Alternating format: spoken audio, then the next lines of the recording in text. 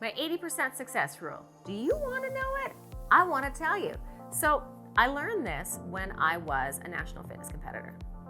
So when you compete, I was second in Canada, and when you engage in fitness, you have a diet that you've got to follow. You've got really intense training, and I was cross training as well. So there was a really huge amount of things that had to be done.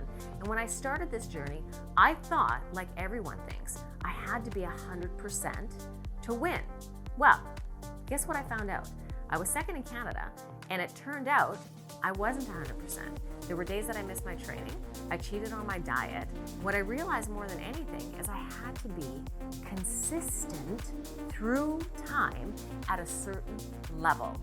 And that level wasn't 100%. That level was like 90 to 95%. So I then have taken that into the rest of my life into a generalized idea of 80% success. If you can do anything through time is the key.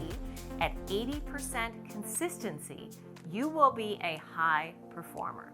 If you would like my 80% structure that I can apply to anything that I want to change, DM me below. I am happy to share it. I am 100% confident it will bring you success too. Share, like, and subscribe, and I'll see you in the next video.